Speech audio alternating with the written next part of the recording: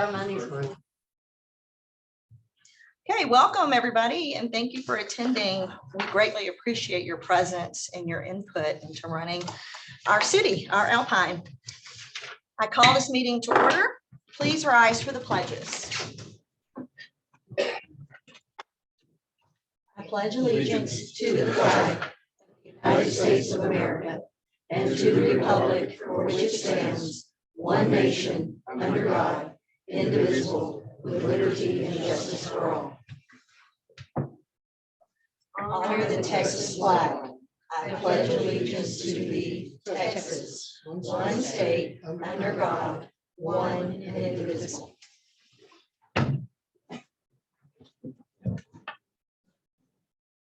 We have no absences, so we have a quorum. City Secretary, proof of notice of the meeting. Yes, Mayor, the notice for this meeting was posted on July 1st by 2 p.m. Okay, thank you. All right, any public comments? No.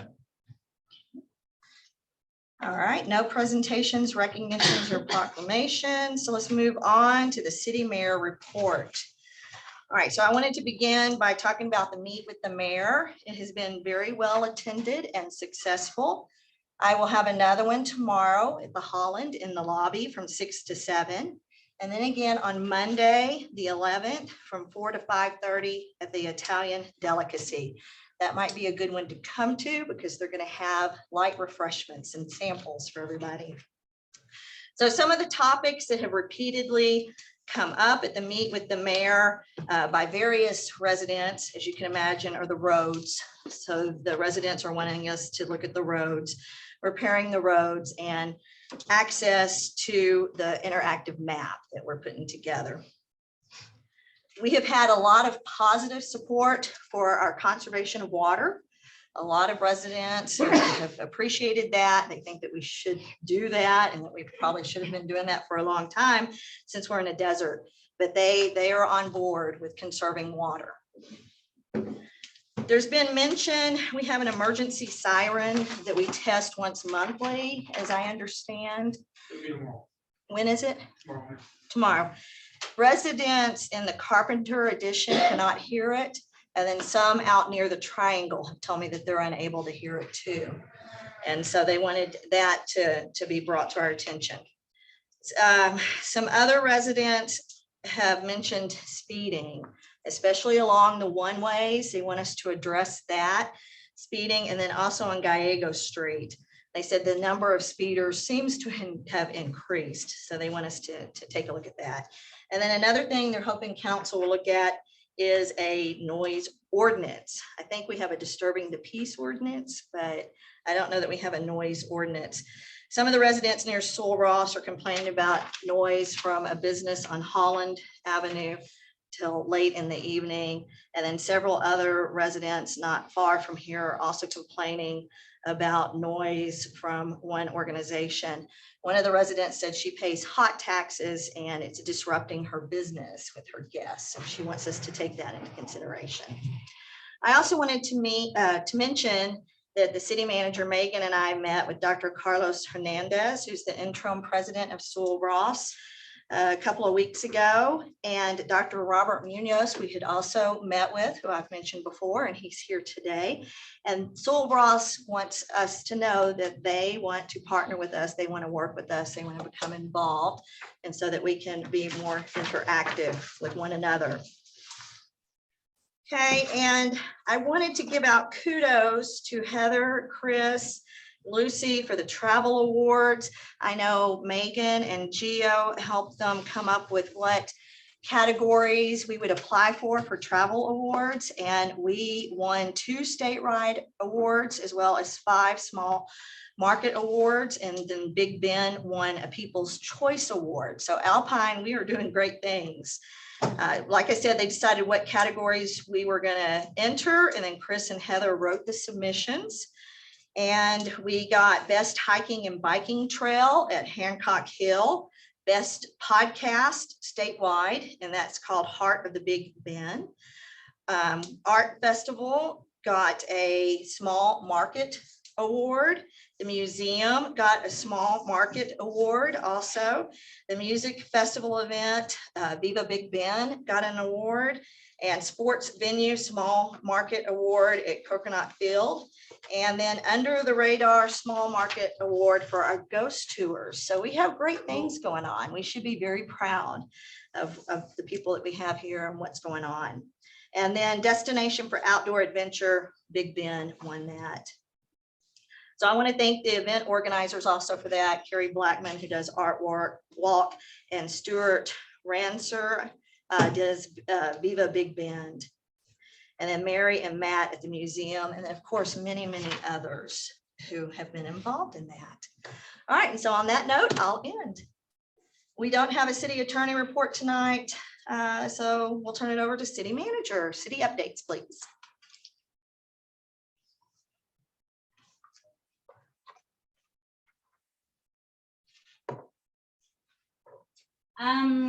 Going off of the drought contingency, mild conditions, we still are under the voluntary restrictions. We will continue that over the 4th of July weekend. Those in the Sunny Glen area had some power outages. Sunny Glen is the area that we really is why we're under the drought contingency plan. At that time, we were unable to really move the water. That focuses on half of Alpine. We have 2 main areas, it's Sunny Glen and then Mooskies. So it was kind of a little nerve-wracking over the weekend because we didn't have access to the wells and the storage tanks to know where we were at.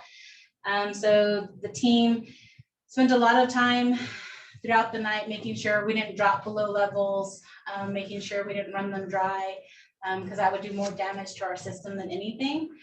The power was restored. When it was restored, several of the team members went out there and verified, checked the wells, checked the storage tanks, and found that 2 wells are no longer operational. Terry 2 and Roberts 5. These are, our pretty big wells that supply those storage tanks that pump it into Alpine so we can take care of half of the city. They've already contacted vendors to get those up and running. We believe it is a storm weather incident. We believe that they were hit by lightning. We know more once we pull the parts out. Once we pull the pump out, we pull the wiring out, we can tell real fast if it's been fried. If that's the case, this isn't the first time this has happened in Alpine, or the second or the third or the fourth. We move into what we call an insurance claim. We just have to provide the proper documentation to our insurance company, pictures, invoices, weather information. Once we get all that supporting documentation, we can submit it and they cover the cost of it. We just pay our deductible. We believe both of them were hit by lightning. So Sunday, if you were in the Sunny Glen area, you noticed the big, nice dark cloud that was in that area. Not all of Alpine got rain. Sunny Glen got a lot. And so the storm was focused on that. We were very grateful for the rain. We appreciated the rain. We loved the rain all this weekend, but it does come with damages sometimes. So they are working on getting those up and running as soon as possible. There are other wells that are functioning out there, but it's nice to have them all functioning so that we're not kind of worried about getting that demand met, which is why we're continuing the voluntary restrictions. And it has been very helpful, and we do appreciate the residents of Alpine. So is this 2 more above from the 2 we had last They week? had been fixed, and then Those been fixed? yes, one of them was fixed, and then it got hit by lightning. We don't always win. So it was unfortunate, but I'm just glad our insurance can help cover it. We've been talking about the hot funds, and I know that the county has taken an active approach, and the city is also taking an active approach. And I kind of wanted to bring this up because it had been mentioned before. So our current software, we list all of the paying accounts, whether they're active or inactive. So we're going through our accounting software and we're cleaning those up so that when you get your reports, a lot of those will be removed. They'll become inactive, so you no longer see them. These are mostly short-term rentals that are no longer in operation. They've either been sold or they've just stopped doing the business. Chris, who is here and we greatly appreciate, he's our tourism director. He actually got a hold of the comptroller listing so that we can look at the hot payees. So we can do a little internal audit to see who's paying and who's not paying. right offhand, when we look at our list of payees, we automatically know who's in operation who hasn't paid because you see a big zero by their name. So the list has started off already just based off looking at our software. We will send out notification of past due or inactive accounts, asking them either to pay based off of the research we've done that they've paid the state side, but they're not paying our side, and then kind of verifying if they're open or not. A lot of STRs, they get into the business, they think it's a great plan, but don't realize how much work it can entail. And so they kind of just stop, but they never notify us that, hey, well, I haven't done it in 6 months. So we show them as an active account. We just want them to verify that they're no longer in operation. And then we verify to make sure that they're up to date with their permits as well. It is renewal season, so we've had a lot of permits come in to renew that $100 to continue as an STR. Once we have the final list, and we've given the opportunity to pay, we'll move forward with providing everything to the city attorney so that he can take any legal action with council approval. When we talk legal action, this is putting the liens, this is taking it to district court, this is shutting the business down. But we want to do our due diligence to make sure everyone's aware that, hey, we know you're an active account, we know that you're renting out rooms or you have a hotel, we'd like you to get up to where you need to be. We can charge interest and penalty as well. The state does allow for that, and so does our ordinance. So those are things that these accounts will need to take into consideration. Megan, Rod gave a little presentation at the county. Is he going to give it to council? He will when we get to that point. Okay. This is just like a, hey, it's not off our radar. Everyone's talking about it. Get it out to the public. Everyone's Because aware. I Hey, think once that starts, it all needs to be done at once. County and city both need to hit them at the same time. And you hit about 2 people and everybody else will be down here paying. so the county won't affect the city because it will only be hotels and STRs in the county. The county is very focused on down south. In conversations that they've had, they have a growing STR population down there. Ours are focused only on those who report within the city. And it's not just STR, it does include hotels. We have not. Can we put some kind of PSA on our website or something, to let the people know that we are working on getting, okay. It'll be part of the notification. No public shaming. We just want people to realize that, hey, we are aware. Well, it's not fair to the ones paying. Yeah. That's And all this you will- hear. Yeah, and this will give them a chance to come in and make it right before we start taking other action. Yes. Thank you. Give them the opportunity. Thank you. And the last one, Heather's not here, but Chris, you're here. The Visitor Center grand opening. We're really excited. Heather is back at work. We wanted to wait till she was here. This was a project that she managed very well for the city. It'll be July 28th at 3:30 p.m. We'll send out information. We'll make it very public. We're trying to arrange some lighter verbs. We're really excited, possibly ribbon cutting. This is to include the new pavilion and of course the restrooms and the remodel of the visitor center, what was done. So we're hoping that everyone will join us. We also want to point out that this is kind of the kickoff to Viva Big Bend weekend as well. So the grand opening will be right before they start having performers within that pavilion itself. So we wanted to encourage you to stay, take part, enjoy the music that will be there. We're really excited. Heather did an awesome job. I can't thank her enough for managing this one. Over the weekend, our 4th of July, I know that year after year, there's always kind of a, someone's popping fireworks off, someone's doing this. Kind of goes to your noise complaints. Everyone's celebrating our great nation. The call started coming in actually July 1st. So we had some pre-celebration. And I asked Daryl kind of like, to give me a rundown of the weekend and how we handled the calls. And I wanted the council and the public to be aware. A lot of our calls are outside city limits. We don't have jurisdiction outside the city limits. If they're in the county, you can buy fireworks in the county. That's something that we can't really address. We did issue multiple citations. It wasn't that no one got caught. No, people got caught. They were issued citations and they will go through our municipal court to get those taken care of. We did issue a few warnings. And then it is hard when people are popping fireworks and then they just leave. trying to locate them. This was all over the city. It wasn't just a specific area of town. It was every ward got affected. But during that time, it's just a reminder, they're not out there just patrolling for fireworks. They also had to respond to an assault call. So it does take them time to go respond to something else.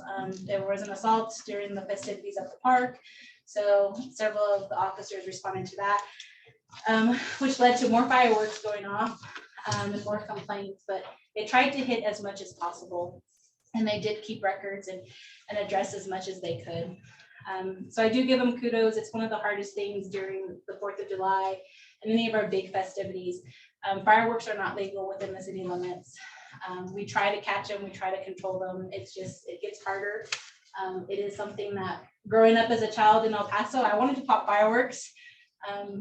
But between the staffing and trying to hit every corner of the city, it was a little bit hard. The Sunshine House. This poor project. So the Sunshine House is moving along.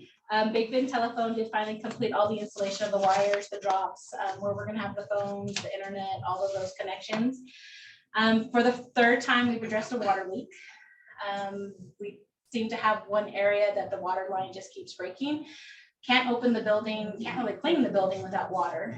I know our water department, because the leak was not within the building, addressed it and replaced that section of the water line. Hopefully this is the last time. We will have the building formally cleaned, it hasn't been touched since the construction, so there's still the dust.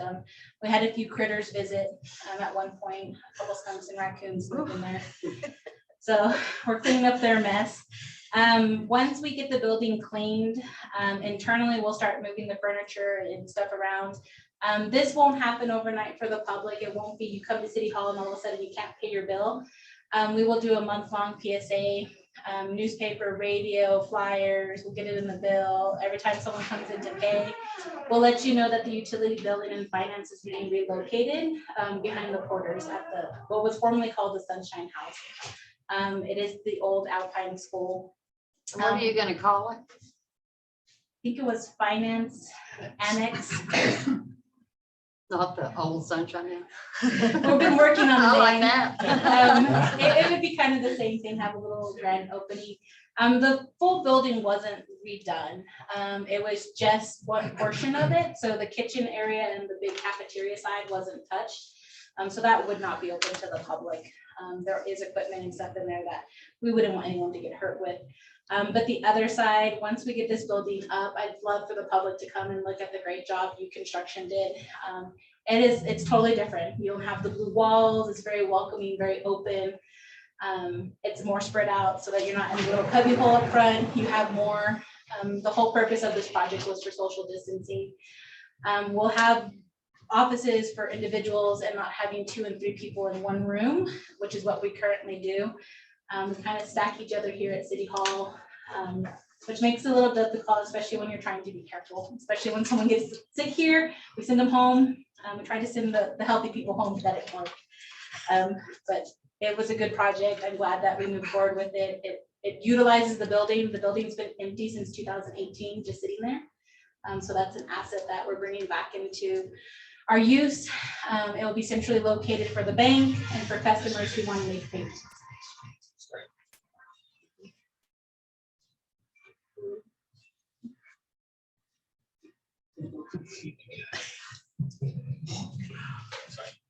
I was trying to turn it off. I'd fire him, but I can't. No, We need him. One of the things that I know gets brought up, and I want to make sure the public knows, is our software with billing and the utilities. I know, Chris, you brought it up last time. I want to make this kind of a standing thing so that the public and everybody knows that we are actively trying to fix this. And we do appreciate people coming in because we weren't aware of some of the problems. Carmen has had the pleasure of working with some of the softwares and getting demos to kind of see what other is out there.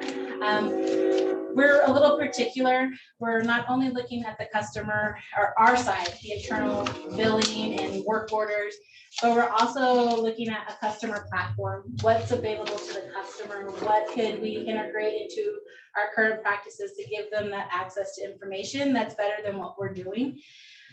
We are requesting the pricing and compatibility. The hardest thing that the city has is our software, none of it's compatible with each other. So like the finance and accounting is not compatible with our utility billing, so they don't speak to each other. The information is all manually entered. Having something that's compatible and having that integrated together would make it a lot easier for everyone. It's not, well, where's the information? How do I get it? How do I get it in the system? It would just talk with each other. We're also looking at other areas where we don't have software. A big one would be building services. We want to include the permitting process, and is there a way to put this all online to help them as well? There are a few softwares that they have, I call them the Cadillac package. They have everything you want, and I would love to be able to go that direction, but I know cost-wise it's not effective for the city of Alpine. So we're looking at other ways to meet the needs of the public, to meet the internal needs of the city, and to not have that extra cost sitting in our lap. Carmen is very excited because the first demo she got, she wanted it. It was just a wealth of ease for her because there's a lot of things that we don't have with our current software, including customer service. They also offered a whole new line of customer service for the customer clerks with being able to like text someone and having a manual. That was, impressive. We don't have a proper manual for our current software. These are every time we have an issue, we have to pick up the phone and wait for someone to call us back. So we're working towards that. We're hoping, within the next year, we can make that transition. If not just starting off with the utility service, but maybe utility and accounting, because those are the two biggest softwares that need to work together. On a downside, everything is on back order. Our beautiful blue envelopes that we ordered 20,000, thought would last a little while. For the past 2 months, we've been trying to reorder. We have been unable to get them ordered. They're on back order from 45 to 60 days, depending on which vendor you try to go out with. We've been doing a lot of research trying to find blue envelopes. So for the June billing, which will go out the end of June, beginning of July, it will actually be in a white envelope, but it will still say utility billing on it. So you'll still have that indication. Unless something changes and the 3 vendors we're working with can provide us those envelopes in time, we're kind of stuck with white. We didn't realize blue was such a high demand. Apparently colored paper in general is a high demand. We're just hoping.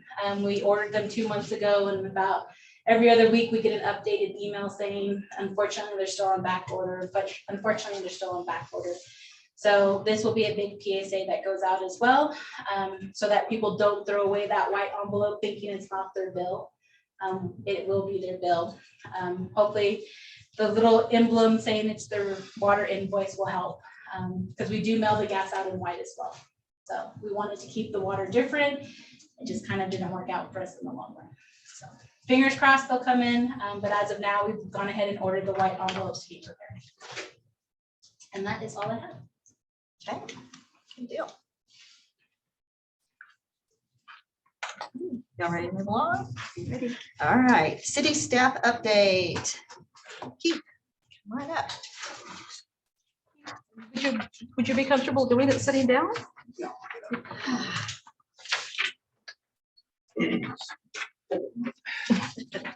Take your time.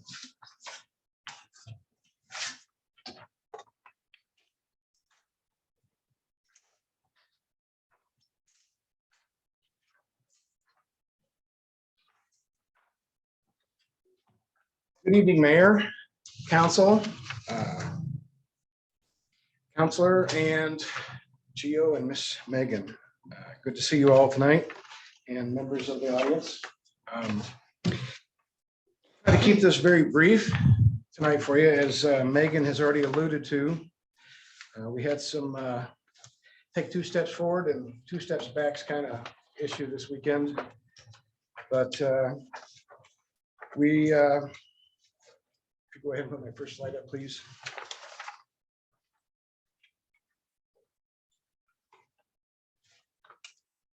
So the good part of it is, as you mentioned, we were gaining ground on the Sunny Glen issue, the water supply there with the voluntary measures, and I applaud all the citizens and customers of Alpine. You've done a great job, and we appreciate it immensely. It's helped us gain ground. We were able to get the tanks to full capacity and have them. Unfortunately, and we had those 2 wells repaired back online. And as she mentioned, it just so happens with the incident this weekend, those are the 2 wells that were taken out again. So our vendor, our repairman will be there tomorrow to inspect them and see exactly what has gone wrong with them and how fast we can get them back up online. And then again, the problem will be parts and stuff. So Having technical difficulties. that's okay. I can fill. So has the water system. Yeah. Yeah, but again, like I said, we all certainly appreciate everyone's help. It's certainly worked well. And just continue to get rain like this. It'll definitely help us. I'll just start in. Recently, AWA, the American Water Works Association, held its first in-person conference since the beginning of the COVID pandemic. And fortunate for us, it was held in San Antonio, Texas. So I attended on behalf of the city of Alpine to take a look at what's going on in the market. And one of my specific goals was to search and research any new technologies that I could find that would help us, increase the use of our limited facilities. Next slide, please. Oh, back one. There we go. And also, there were some other things I looked for as well, but to say that the wealth of knowledge there was amazing. And it's not just a national convention or conference, it's international. There were people there I saw delegations from Korea, India, Pakistan, just everywhere. And next slide, please. The suppliers that were there from all corners of the world. I sought out and spoke with representatives from all of the major suppliers and manufacturers that we utilize in one way or another. Like all of our valves, meters, the manufacturer of those, it makes all this stuff, the things that we need to perform service for our community. The largest concern I had and still have were issues with the supply chain and where we stood, with them regarding issue, can we get them fixed or what's the timeline? And almost all of them didn't even really want to talk to me about it. In fact, the only one that really made a comment told me that it was probably going to be this way for the next 18 months. And he wasn't sure if he'd better by then. This is a global situation. And what that does is it puts us in competition for the parts that are available. So when there's less stock available, prices automatically go up. Our price for these supplies has gone up roughly 35% in the last year. And I don't know where it's going to stop. Things are so tight in the supply chain issue right now that I can no longer get a quote there's no such thing as a 30-day quote anymore. They had to all drop down to 10-day quotes. And now most of them will only give us a quote for the day that I call about the product. And some have even said, we will give you the best price available when it ships. Things are that tight for these parts, and it's everywhere. And as you can imagine, because of certain rules and regulations that we have to follow as far as purchasing and purchase orders, this just triples the amount of time and energy spent, chasing down these parts and then getting them purchased. Next slide, please.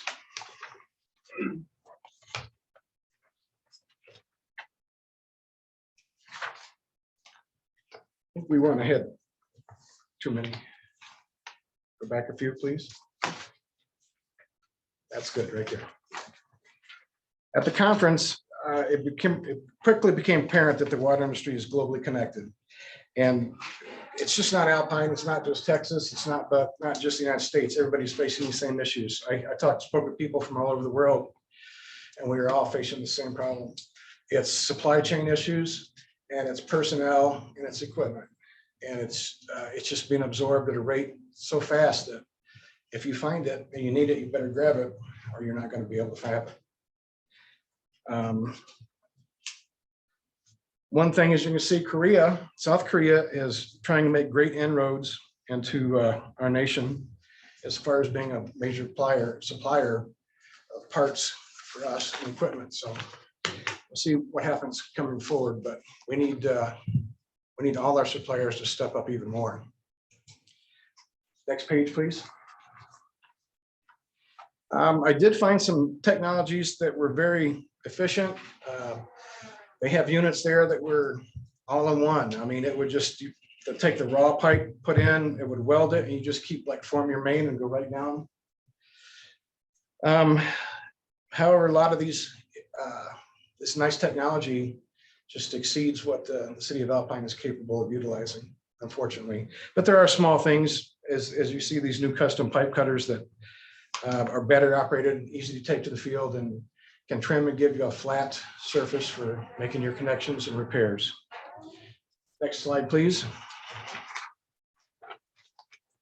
Again, as I briefly mentioned, a recent survey showed that 88% of companies have experienced shipping delays or other supply chain revelations. And I guess Heather to say that that's going to increase going forward. It's just going to continue to get worse. It's not going to get better anytime soon. And I can't give you an accurate forecast of how much it will continue to grow. However, I can say that we need to realign the cost of our services to the public just as quickly as we possibly can going forward. Otherwise, we're going to be so far behind that, we're going to be in a hole. Next slide, please. Last, certainly not least with regards to this, in addition to the cost of materials and supply availability, equipment and staffing is the second most needed area of improvement for us. Here you can see the typical tap installation is what's going on here. And we only have the one backhoe. So that means my crew is either working on a tap installation or they're physically working on a water leak like they're out doing right now in this weather to try and save the water, or a sewer break. And of course, the emergencies, the leaks and the sewer breaks get top priority because you can't have that, going to the ground. So it really demonstrates how we're limited with just one crew. I really think it would benefit the city to have a second crew and a second backhoe and staff that crew so that we could be able to do both and we wouldn't get so far behind, which we are. Frankly, Alpine cannot grow if I can't give it what it needs to do so. We need equipment. We need to hire, train, and retain qualified individuals. And you can't do that by always, we sometimes get caught. I think some organizations, we try we're all hard pressed for money. I get that. But if we're not offering enough money to retain people and we can't keep them, that doesn't do us any good either. So we need to look at ways to retain the people that we have and keep them here. And we're competing against every other business out there, whether it's the oil field or the hotel or anything. I mean, we're all fighting for the same pool of workers. So, and that's the truth of it. That's what we're up against. And then the last piece item is the quarterly water report that you asked for, Councilor Johnson, and that's in your papers there. And those are the numbers in case you have any questions about them.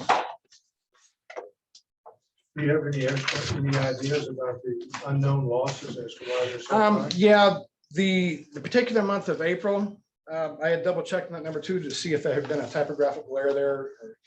But as it was pointed out to me, recall that in April, we had several large water main leaks that were all hands on deck trying to get fixed. And unfortunately, the form that we use, the guys use to try to calculate water loss in a leak, it's pretty rudimentary. And I don't think that, there's several factors, how big the leak is, what size the main, how much pressure is behind it. And some of that stuff you have to guesstimate at. There's just no way when it's just spraying. And I think that they were probably off on that. But other than that, the other months are pretty much routine. And it's whether it's just leaks that go on underground for a while before someone sees them and they finally show up and we can get them fixed, or sometimes, and being as dry as it was, a lot of those times those leaks don't surface, they just go underground, they just dry up. But those are the numbers that you requested. I appreciate that. Anything else? I have a question for you about your supplies. You mentioned all the problems you're having with the supply chain and getting the parts and et cetera. Yes, sir. So do we, as your department, y'all have like an inventory? We do. Okay, so if you need just one valve and the supplier happens to have two, we buy two of them and then one in the inventory and one on the job, or? Well, as Megan will bear out here, we do a quarterly inventory and we try to maintain a certain target level. I mean, it's a juggling act. I mean, how much money do you want to have sitting on a shelf somewhere versus actually in your coffers working for the city? So we have an inventory and we do it quarterly, and we're in the process of getting quotes right now to fill that quarterly inventory. So again, and that's I still haven't nailed down good quotes yet for this quarters. But yeah, we do have inventory we keep on hand. It's just if we see where one area we notice is starting to get more use than another, we can adjust that up a little bit or more. But yeah, we try to keep them on the shelf. Yes, sir. That's a good idea. That way we're not so dependent upon a supply. Well, yes, sir. You don't want to waste $1 waiting on a dime. So I get it. Or maybe we become a supplier. Well, You're big enough inventory. well, Make some money. that's then I need staffing for that as well. Then Tell me you want to see the money to be able to do that. well, Well, we do help out other agencies. we do.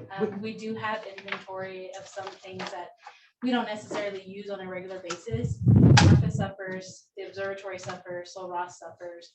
We'll lend them, we call it lending. We let them use the item to fix their leak, and then they buy the item when they get it, it comes back to us. Inventory has been an issue with the water department since I started with the city in 2013. It really is hard to know day to day what they need and don't need, and then making sure that they have the consistent workforce to put those orders in to like, hey, I just used the last one, maybe I should tell someone. So they've been working towards doing better about that.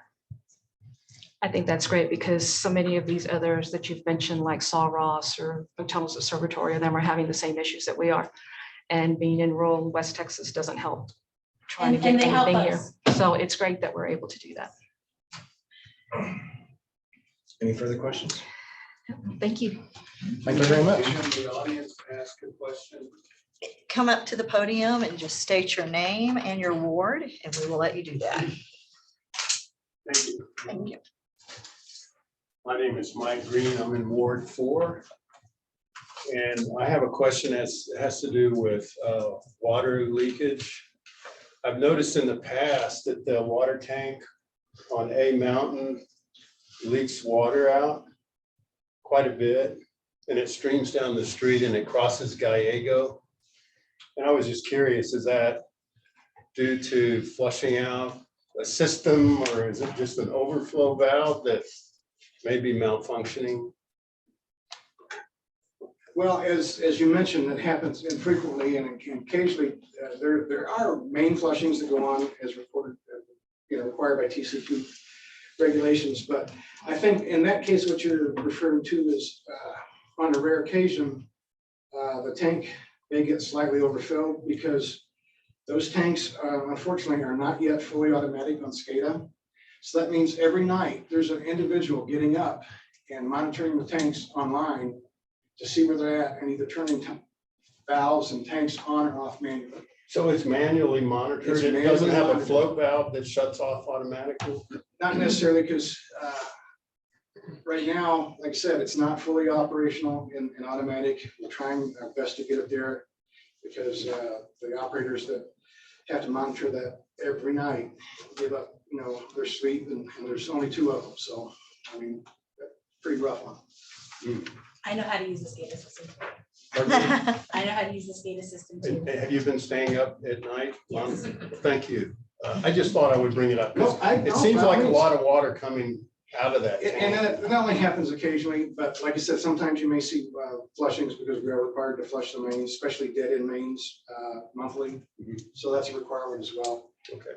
And we try to, especially during droughts, you have regulations and you have common sense and you have, where do you meet in the middle? It's like, you just try to do the best for the city and the citizens, and we are. So it's infrequently, that could be the case. I mean, it hasn't happened in a while that I know of that we go to fill the tank, but once in a great while, yeah, it may happen. I think the last known was in April. Okay, so, thank you for Thank you. allowing me to ask a question. And I Yes. appreciate your hard work. Thank you. Yes, thank you. Okay, airport report. Abel, come give us a staff update.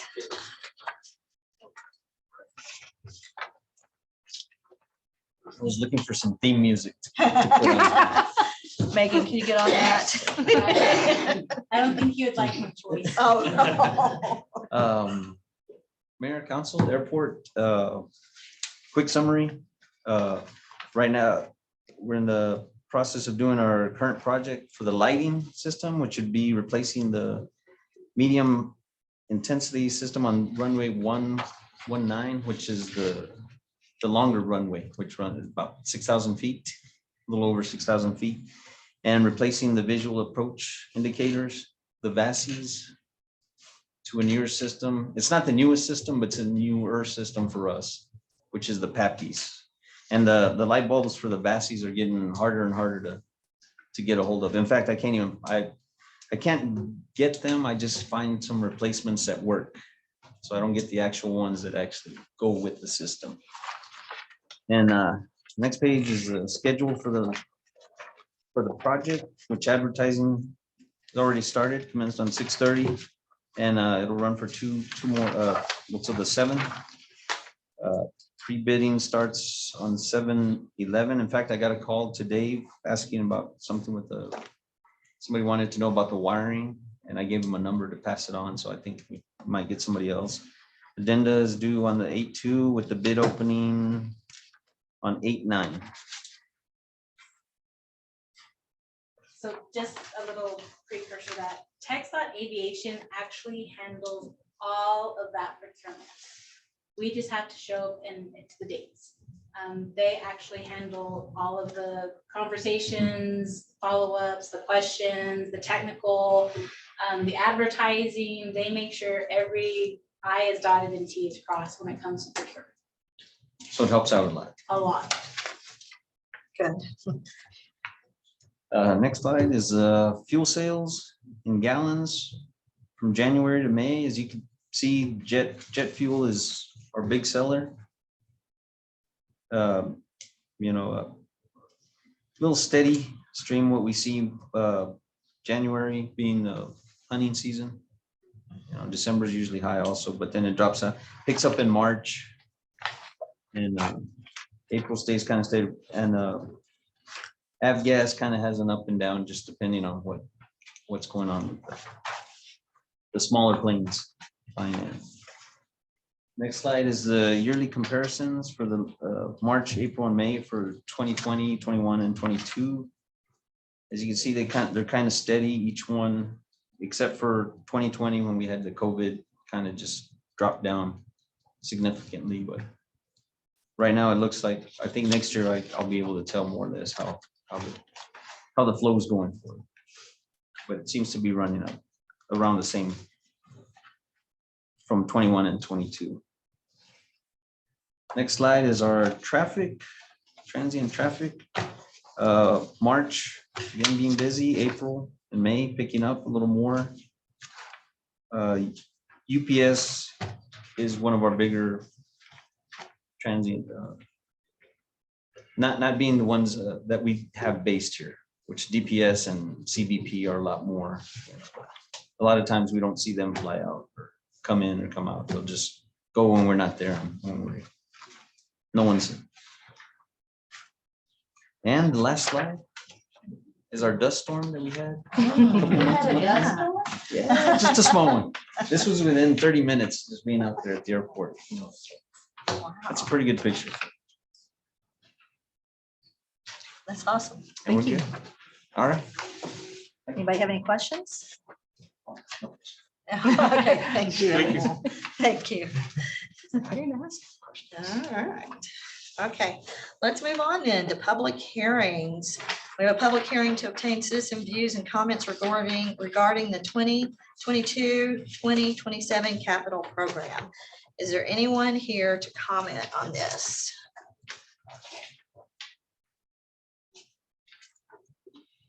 Okay, see none. Moving on, consent agenda, city secretary. Thank you, Mayor. Tonight's consent agenda has 6 items. Item 1, approval of June 21st, 2022 regular meeting minutes. Item 2, approval of short-term rental special use permit applications. Item 3, approval of the excused absence of Councilor Tandy from the June 7th, 2022 regular city council meeting. Item 4, approval of the updated fiscal year 2022-2023 budget calendar. Item 5, approval of the administrative assistant job description. Item 6, approval of gas department compliance tech and DIMP manager job descriptions. Okay, do I have, Excuse me, Mayor, I would like to pull out number 3 and number 4. okay, pull out 3 and 4. Okay, so pulling out 3 and 4, do I have a motion for 1, 2, 5, and 6? I move that we approve 1, 2, 5, and 6. Do I have a second? Sure, I'll second. Any discussion? Okay, let's vote. All in favor, raise your right hand. Okay, unanimous, approving 1, 2, 5, and 6. Okay. Councilmember Rodriguez. Yes, number 3, the approval of the excused absence of Councilor Tandy from the June 7th, 2022 regular city council meeting. Has the mayor been provided information on the absence? On that one, if you recall, I sent an email to council just advising of the new policy, and I stated going forward. This absence was prior to that, so I didn't really follow the new policy because it was only going to be going forward. You okay with that, Mayor? That's fine. Okay, and I have some questions on, or do you want to vote on that one, or you want to take them both together, or how do you want to do it? Whatever you prefer. Okay, let's go ahead and vote on that. We don't So we need need another a motion. motion to approve. that. Okay, motion, do I have a motion to approve? I move that we approve the excused absence of Councilor Tandy from the June 7th, 2022 regular city council meeting. Do I have a second? Second. Okay, any discussion? Okay, let's vote. All in favor, raise your right hand. Okay, approved unanimously. All right, Councilmember number 4. On number 4, the approval of the updated fiscal year 2022 to 2023 budget calendar. I have a few questions for Megan. Megan, can you tell us what we have planned for the 7/7 and the 7/13 meeting? So the 7/7 is to go over revenue and the 7/13 is to go over expenses. Okay. Can you tell me if the proposed draft will be include the forward-looking 3-year projection? Yes. Will it also have a forecast for fund balances Yes. up until the end of the year? Yes. Okay. And which we will get those, the draft when? So the draft of the revenue, hopefully be going out tomorrow morning to you. It will just be the draft of the current. It won't be the draft of the full budget. It's just to have the discussion with where we're at and what we have planned for 2022, 2023, and the same with expense, and then you'll get a full copy of the whole entire budget. Okay. Thank you. Okay. Do I have a motion to approve? Number 4. I move that we approve the updated fiscal year 2022 to 2023 budget calendar. Do I have a second? Okay. Any discussion? Okay, let's vote. All in favor of approving, raise your right hand. Okay, unanimous. We've approved the updated fiscal year 2022, 2023 budget calendar. Okay, moving on to information or discussion items. Family Crisis Center quarterly report. It's Gina Wilcox. Come on up.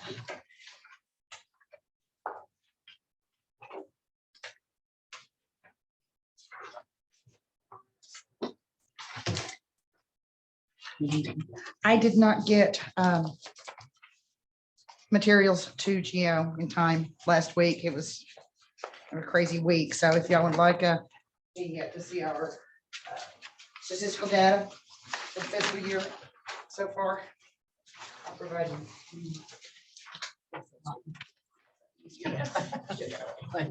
Rod, you want one? Have one. One more.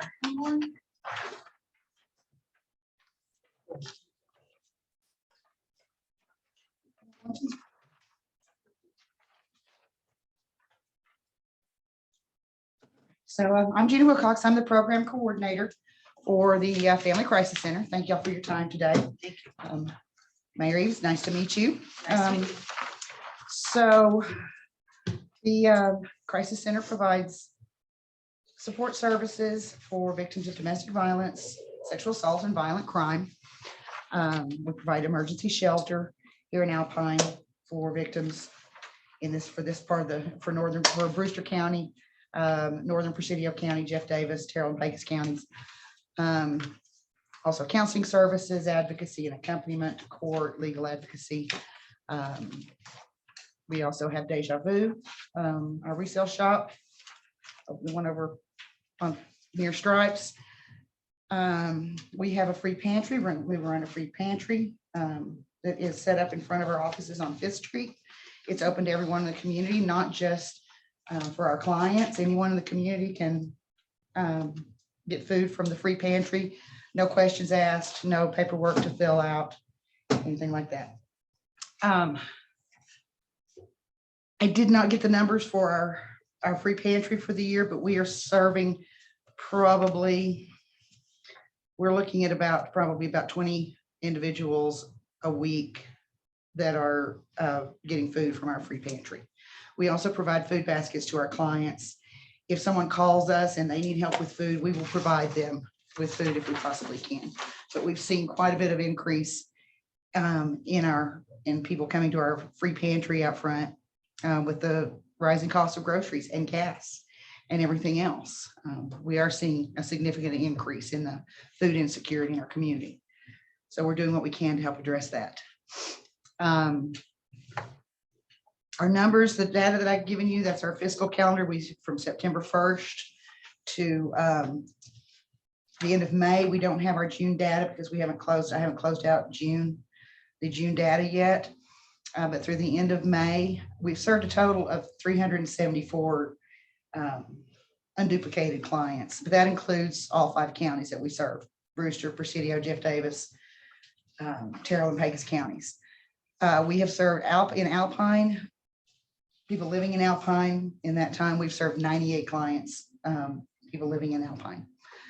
In Alpine, in our Alpine shelter, we've had 12 individuals in our Alpine shelter this fiscal year for a total of 22 nights for our shelter. Any questions about the data, about the numbers, anything like that? No? Okay. In addition to the things that I've told you that we do, we've also started a capital campaign. We are looking at either purchasing, either building a new shelter and office facility here in Alpine on the property that where we have our existing office, or we're looking at the possibility of purchasing another property and renovating an existing property and turning that into offices and possibly shelter. So our board is hard at work on that right now. Fundraising, we're looking into foundational grants and things like that to help support that. It's going to be a long road, but it's going to be worth it. We can provide better services to the community if we have a better building, better shelter, and better offices. We have July 23rd at the lovely new visitor center, over there. We are having a family fun day. I have a couple of flyers for that. If y'all would, I don't have enough for everybody, but I have a couple of flyers for that. July 23rd, 4 to 7 p.m. We'll be having a family fun day at the visitor center. We're going to have bouncy houses. free hot dogs, face painting. We're trying to get face painting if you know anyone who does face painting. And other fun activities for families, family-oriented activities. He raises Activities. his hand, he volunteered to go. You do face painting? Yeah, with a big brush. Oh, with a big, yeah, I can do that, yeah. Yeah, I can do that too. I can do that too. Well, I'll do two colors. Yeah. We want people, we want to raise our visibility in the community, want people to know that we're here, that we are family oriented, and that we're here for the families, and we want more people to know about us. So we hope to see some of y'all there for the Family Fun Day on July 23rd. We're increasing our Sol Ross outreach at this time. We're working on that. We've met with the Student Engagement Office. They have a new person in Katie, and I can't remember her last name now. I have to write it down. We've met with her, and we're going to be providing outreach on Sol Ross campus several times a month, several times a week, actually, a couple times a week. Just be there. Have a small office space if necessary, private space that we can use to meet with Sol Ross students. A lot of times the students on Sol Ross feel like they are separated, a separate community from Alpine, when really they're an important part of Alpine. So we want to make sure that they know that we're available to them as well, and that we don't report to the Sol Ross administration. They can reach out to us, get services from the Family Crisis Center independently from the university. And that might be important for them, especially in cases of sexual assault. Let's see, we're working on setting up teacher in-service training. We like to speak to our teachers every year about things that they can need to look for, ways that they can respond, and the dynamics of abuse, especially in teen dating violence. In a lot of instances, domestic violence starts at a young age. Even middle schoolers, unfortunately, even elementary school students need to learn about healthy dating relationships and healthy relationships. So we're working on teacher in-service training, setting that up. And we have our sexual assault response team that is meeting monthly right now. It includes all 5 counties in our service area. We're having good attendance at our meetings. We're in 2021, the Texas State Legislature passed Senate Bill 476, which requires all counties to be a part of a sexual assault response team. We have combined, because we're such a rural area, and each agency, law enforcement especially, they have to work together in cases of sexual assault. We've combined all the 5 counties into one sexual assault response team, and we're all learning from each other and working together. It's actually going really well. We're working on developing our written protocol that's required by the state now. And so we're moving forward with that. And the purpose of that is to improve services for victims of sexual assault, to make things more victim-centered, trauma-informed and victim-centered. So that's what I have for you today. Do you have any questions about anything? Now, where did you say the food pantry that you have is located? It's on 5th Street, right in front of our offices. Our office is across from the elementary school. Right. And it's right there in front. It's not very big, but it's just right there in front of our front door. Oh, And okay. we restock it every day with canned, non-perishable food items. If you ever driving by, you're in the grocery store, buying a couple extra cans of something, we appreciate it if you put some things into our free pantry. We really do rely on our community support to keep that free pantry I'll full. bring it to you. I don't want people to think I'm getting cans out. That's, yeah, if you don't want people, yeah. If you don't want people to think that you're actually getting food out of the pantry. Yeah, you can bring a knock on the door. You can leave it, if it's after hours or we're not there, you can leave it by the door. We check every day, of course. Now we have some funding to purchase food for the pantry, but we really do need the community to be a part of it as well. Do y'all get funding from all 5 counties that you serve? Oh, you mean like we get from the city of Alpine or from Brewster County? No, we don't. So is it just Alpine and Brewster County that are Um, carrying it? I would have to get back to you on that because I deal with the client side, with the services and the client side of things. I don't deal with the fiscal side of things. I don't believe we get any money from Terrell County or Jeff Davis County or Presidio County. I'm not sure about Presidio County. I couldn't tell you. I couldn't give you an honest answer on that one. But I can look into it and find out and get an answer from you, Chris. Thank you. Any other questions? Okay, thank you. All right, well, thank you all very much. I've got some brochures if anyone needs any brochures. Also my card. If you'd ever like to come by sometime and see our offices or visit, we'll be there. Okay, great, thank you. Thank you. Thank you.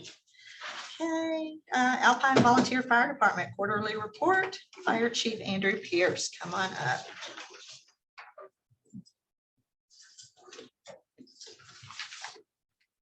All right, hello, city council, city manager, city attorney, and Steve Alpine.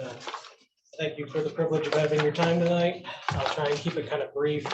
I've got my phone here because that's where I keep my notes, so. But I've got a slide up there so that y'all can keep an eye on. So. Y'all look good in the parade yesterday. Thank you so much.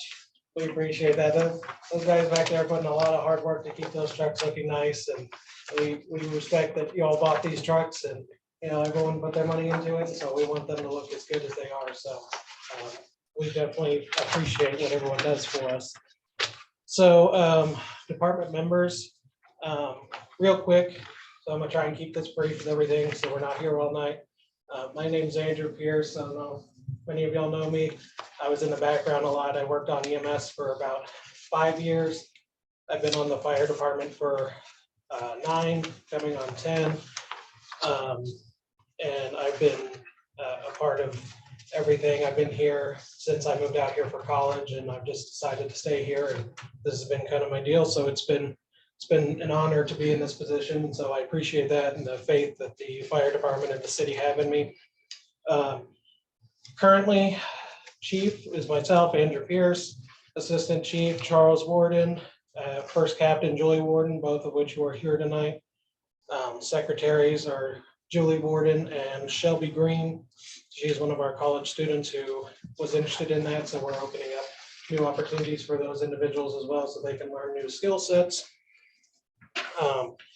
At the time of writing, we had 15 firefighters on our roster. We've currently added 3 more, so we're up to 18, which this is the closest we've been to having a full roster in many years since I joined XA. So we're doing very, very well with our team.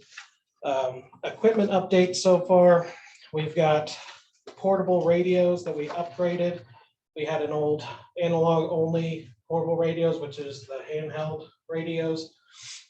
So we weren't able to hear police, sheriff's office, anything like that. It was kind of a crutch for us out in like the county and all that. So we went and got several, we've upgraded the whole radio system of our portables to those. And then I know how to do the radio programming myself, so we saved money on that. I programmed all the radios. And so it's been a great asset. The other thing we're doing is we purchased 5 Panasonic Tough Books from Jessica Scudder, of Michael Scudder, Mark Scudder. We purchased those Tough Books, which are like little laptops that are built for fire and EMS service. And we're going to hope that these are going to be great for digitizing records, hydrant locations, getting maps up to date, all that stuff that we currently have in binders in the trucks.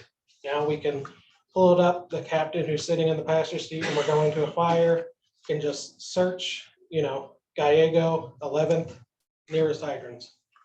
Perfect, saves a lot of time, and it will standardize a lot of our truck checks, equipment tests, hydrant tests, everything like that. It's going to be a fantastic asset.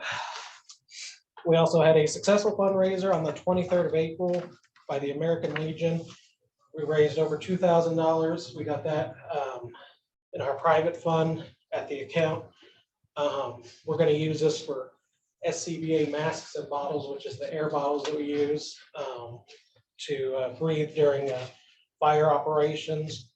But due to, as has been the theme tonight, supply chain shortages, the closest one we found is several months out of getting even shipped. So we're looking at getting the best bang for our buck and ones that will last us long. So we're having them fail. We've also had some damage on fires recently. Okay, moving on to fleet updates. So we currently have 9 in-service apparatus, 3 engines, 3 brush trucks, 1 attack truck, 1 rescue truck, and 1 tanker truck. All the brush trucks were recently serviced by a certified emergency vehicle technician out of Lubbock. They actually do all of Lubbock Fire Rescue's trucks. They came down to us, gave us an amazing price, so they no longer leak, which was an incredible asset because of the amount of severe fires we've had in the county recently and the city. City Yard has also serviced several of our vehicles, so he is really taking care of our trucks, getting oil changes, getting stuff up to date, getting leaks fixed. They've been a great asset in getting stuff back going. And our ladder truck is still out of service, and we're looking at replacements in the future. This is required by our ISO, our insurance rating, because of the buildings at Sol Ross. So we're trying to look at a joint purchase between the city, county, and Sol Ross. I think that's a fair way of doing it, since it would service all 3 areas, and bringing Sol Ross in because they are really the reason for the necessity. Moving on to notable events. We'll cover these real quick. So got some nice pictures of our events we've been to. So first up is the spaghetti dinner. We had all our department turnout, show up, served a lot of spaghetti. We were pretty sick of spaghetti by the end of that night, but it was great. People got to meet the new leadership. They got to meet all the firefighters, because a lot of times people call 911, they go put out the fire. You never know who it is. Well, this was a great way for people to go out, talk to them, and see, yeah, this is who's going to show up when you call 911. So it was a great deal, and we really appreciate the American Legion for putting that on. Shattered Dreams event. This was great. I hope we continue doing this. We worked in conjunction with Emergent Air, the new EMS provider, in teaching, helping show a lesson towards the children of the dangers of drinking and driving, and the seriousness of what all can occur from that. And it was really great, and really showed a great teamwork by all 3 entities, the police, fire, and EMS. Everyone worked great together, and I think it really did a lot of help to the juveniles in the community. Other notable events, we got donations, porters. After our string of huge fires, we were running very short on drinking water. So they donated a pallet of water, which was very gracious. We went out there with our trucks so that they know it. If you're going to donate, we'll come out there, we'll bring the truck, we'll do everything, get your photo shoot and everything, because that's amazing. That's a lot of water, and that keeps our firefighters hydrated. Other donations. So that was the American Legion presenting the check from the dinner. Came out, and we talked to them for a while, so it was a great evening. We appreciate them a lot. And then next slide, it will be the Holy Angels Cemetery. They donated on the night of the spaghetti dinner and provided us with a check for services that we provided out at their cemetery when a line fell during that day of extremely high winds. We kept it to a very small area, and it could have easily spread, and the whole cemetery could have been a loss. So they were very appreciative of that. And then we got a ton of private donations that I can't even begin to mention, through the boots at the dinner, through coming up to us and stuff like that. So every little last cent helped a lot. We've got a lot of things that need done. And so money really helps turn the wheels, and so we appreciate that a lot from everyone. All right, so moving on to our notable fires. We had the railroad trestle fire on the 26th of April. That was a very significant fire. As you can see, the next slide, we had significant amount of fire on that trestle that then spread due to the wind onto grass sections. So at that time, we contacted the Texas Forestry Service and Marathon Fire Department for assistance in ensuring it does not become a statewide emergency. It did not. We kept it contained. We had it contained within, I'd say, 30 minutes of getting there. The fire itself, we had to wait for Union Pacific to cut the rails and bring the bridge down because we couldn't spray below it because there was lumber falling and it would have killed one of our firefighters. So we were attacking it, but not getting great attacks. So they brought it all down because it was going to have to come down anyways. And then we made a solid attack. We also want to thank Sonic for feeding the Forestry Service, Marathon, as well as us. So that was a big help. Our guys were out there all day. So we appreciate that. Another huge notable fire is the Churchill Road fire. I'm sure we all remember that one. Very significant fire. This one we additionally contacted Marathon Fire for. Problem with this one, this was an extremely hot fire that it actually burned one of our masks that we wear for air, and those are rated to go interior fire attack. And it was actually so hot, it made that mask fail. So the firefighter's okay. I called EMS to have the individual checked out. But it was extremely hot. It melted some of the lights on our apparatus that we've had replaced. When we were engineering, we had our full gear on and we still had to have a hand up to work the pumps. So this was an extremely hot fire that really did a lot of damage. And we want to thank the Alpine Police Department. They blocked traffic that whole night for us because there was a lot of traffic. They kept us so we could get across the street to Holiday Inn to get water, refill them, bring them back up that road. Also, thank you to the dispatchers because large fire, there was a large amount of calls. So they were able to get, and they copied every bit of information I had for them because of the severity of this fire. This has been reviewed by private insurance agencies and state fire marshals. So every little last thing I asked them to record, they did. So that was incredible and I appreciate their efforts. Okay, then we can just go to the next slide from there. So here's our runs broken down. You can see we had total calls up to May is 57. You can see there in April, we were very busy. March and April are usually our busy months.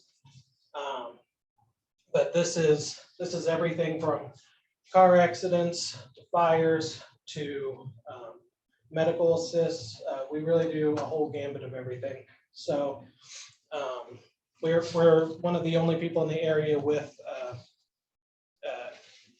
rescue tools that are able to get people out of vehicles. We have a whole part dedicated to rescue equipment that can get people out of houses, get people out of cars. We got several sets of Jaws of Life, so we've been very gracious to have that. So our next slide will be our future plans and goals. We plan to attend several public events in the community, go out to the high schools, go out to National Night Out, all these things so that people will see us in the community, meet us, know us, get a look at the fire trucks, our equipment, because at the end of the day, the taxpayers are buying these things. So you want to be able to come out, look at them and see what we're doing. We're also doing free training through TEEX. We've been getting a lot of good training set up. We do a lot of it in-house where we can get people firefighter 1 certified, and TEEX helps provide some of that. So they're going to be doing a railroad emergency training, which is a huge training. We're really thankful to have this kind of training. It's been delayed because it is such a significant training. So it is something that we're going to be looking at here probably in August. working on upgrading all of our equipment, and tours of the fire station are always welcome. You can call us. I've got my cell phone or my business card. You can call me at any hour of the day and I'll pick up. Someone called me last night because they thought they saw a dumpster smoking at the park. Went over, everything was fine, but you know, anything you'll need, I'm here for. And then finally, I just want to say in memory of Michael Scudder.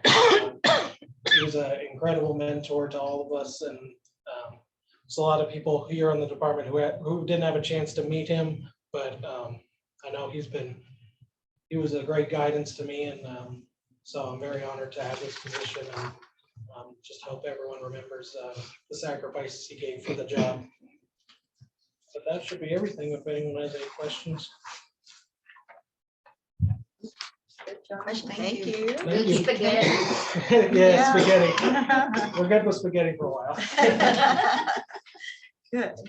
All right, so moving on to number 3, discuss budget billing for utilities. Council members notes. Well, I put this on here because I think May 16th, I decided that I would have adjusted my bill, not fluctuate, but I was too late. We only do it once a year. And I just think we ought to offer it at least twice a year for me to be able to jump in here and not make me wait till next year to do this. It's all about me. And that's why I put it on there. I mean, I called Megan, I went, are you kidding me? I can't do this. And no, I can't. So I'd like to change it to where we did it twice a year or something instead of just once a year. I understand it makes more work for the girls, but how much could work could it be? I can tell them my average is about 15 minutes. So that's just my thought. So that's why that got put on there, because I called, was told no. Is there a reason it's only once a year? So background, it is once a year. We do have to average an account for 12 months before we can actually put you on the plan. You have to have had the account for 12 months. A little history on budget billing. Budget billing was removed. It was no longer provided to the residents in 2018-19 time period. There was some backlash from the public. You do have a small but consistent group of residents who do utilize the budget billing program. For those who don't know what budget billing is if you are in good standing with the city, you don't have reconnect, disconnects, you've made your payments on time. We basically go in and we'll average your 12 months, and then that's what you pay every month moving forward. So you have one rate, you pay it every time. At the end of the 12 months, we go back in, and if you have a balance, you have to pay the balance in order to move forward with the new budget billing so that you don't get behind. We don't want to have accounts with these huge, and that had been happening with these big balances, because when we would reconfigure, we wouldn't configure the old amount with it based on prior policies. When it was terminated, of course, it became an issue, and the public kind of said, hey, wait a minute, some of us use this. In 2019, council, under new guidelines and policies approved by resolution, which was included in the packet and it's available online, the guidelines to how to do budget billing. It was decided to do it once a year. May was just the time frame when this all was put together. I don't see there being an issue with doing it more, but it would have to go back before council as a resolution to amend the current process. I don't recommend having it an open-ended every month. Someone can sign up for budget billing. It is a lot to take. No, I understand. on, That is a lot of work. because we do keep track of when you don't make a payment. So as soon as you don't make a payment, you come off budget billing and you owe the full amount. If it's a high amount, you may be cut off. Do you So see that a lot though? Because I did it because I'm on a fixed income. we see a lot of people who were initially put on budget billing not able to return to budget billing. During that time period, they don't pay on time, they don't pay the correct amount, and some have been cut off. It's unfortunate, but it does happen. So we do encourage people who want to be on budget billing. Doing it every month would be hard. If the council did decide maybe like every 6 months, you'd have 2 cycles. They would just have to meet those minimum requirements, and then you'd be on that cycle for budget billing. We also tried to keep it within a fiscal year to start it, because it does affect how we, do a lot of our internal auditing in that. But it's a discussion, and I don't see a problem moving forward. I just highly recommend. No, I'm not trying to everyone- cause a problem. I just thought Have there been a lot of individuals that have not met the deadline? Has there been an issue with that? A lot of people not being aware of the deadline or not? Not that I'm aware of. We do send out formal letters to those who are on budget billing so that they can renew and that they know that their price may change. So that we give them that information. If they don't sign and fill the form, they just don't get put back on budget billing. In the past couple of years, I've had 2 complaints that I'm aware of. The girls haven't brought any, okay, 3 with Judy. The girls haven't brought it to my attention, but it doesn't mean that maybe the public just isn't informed as much to understand that we do offer this. But you have to be in good standing, and that's the hard part for some accounts. You know, you mentioned that on good standings, and you said that a lot of these people weren't able to return to it. I think that's part of the reason they were on it. They're not able to meet their regular water bill. So I think not allowing them to come back on. After a year, they have to be off a year and then they can come back. I don't know, if y'all just think about it. I mean, I just thought because I was on a fixed income, that sounded good. And that way I wouldn't be a surprise every month. I'd face it once a year and pay what I owed or get a credit for what I didn't. And that was my thought. But I was a day late. I wasn't $1 short. I had the dollar. I just. So you don't foresee any problems if we did it twice a year? I think if we did it, in 6 months increments, you'd have the 2 different batches. And if you wanted to revisit the requirements to be on budget billing, that's a possibility as well. And I understand people struggle. We have to have some kind of boundaries put in place in protocol. It's unfortunate that some people don't make their minimum. We typically don't have people on budget billing who have minimum bills. So if you're making the minimum, I mean, that's what the bill is going to be no matter what. We have a lot of citizens who have much higher accounts, especially during the summer, because they do enjoy green grass. They do enjoy the benefits of other pools and things like that. And so for them, it is budget friendly. If their account history shows an average, then budget billing isn't going to affect them because they're still required to pay the minimum, which I believe is currently $77.03. So I might not even need to be on. Correct. So the first step is looking at the account. I don't know. I had forgotten that we even did that, to be real honest with you. Somebody goes, oh, my bill's the same. I don't know why everybody's griping. And I said, well, how's your bill the same? And they said, oh, because you can do. And I went, well, that's right. So I immediately called the girls down there and was told I'd meet the requirements. I just was too late. So I just didn't know whether there was even a need for it. I don't know that the public, all the public is aware they can do it. No, I didn't know.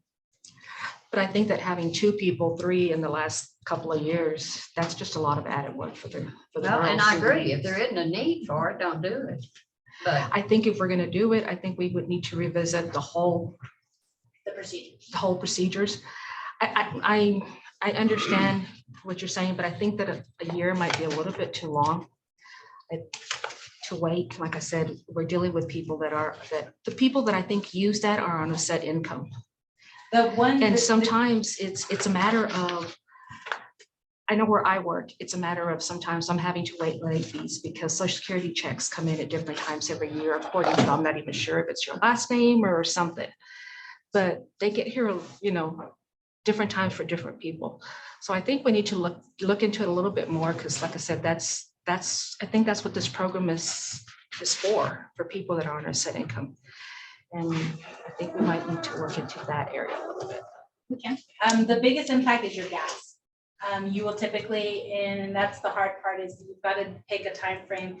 If you pick a certain time frame with the gas utility and you try to do a budget billing with it, it's unrealistic. The gas prices are higher during the winter than they are during the summer. So you need to make sure as a city we incorporate the right time frame. Because you don't want to do a budget billing and then they pay $17 a month because that's what it's average for that time period.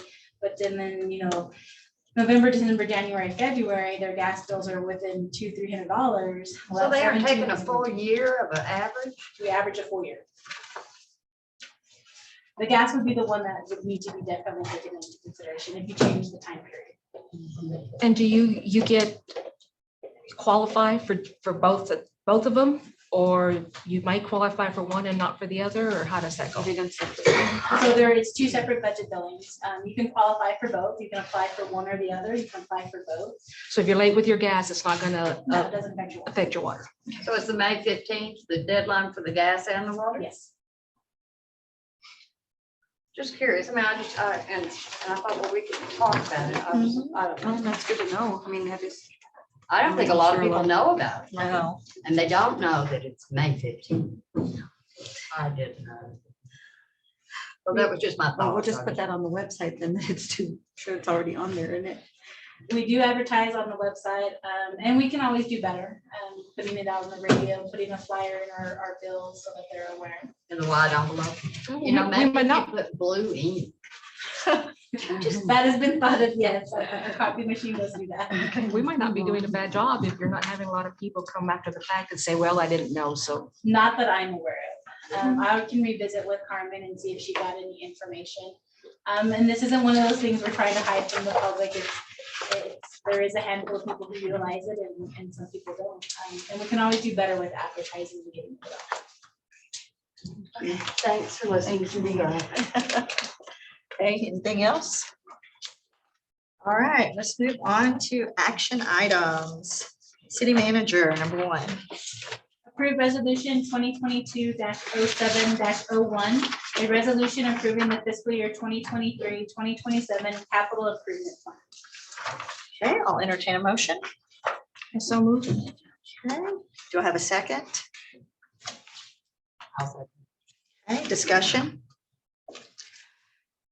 I have a question. I guess my personal thing is that I find it hard to be able to vote on this without seeing what the proposed budget is yet. So this doesn't tie to the budget.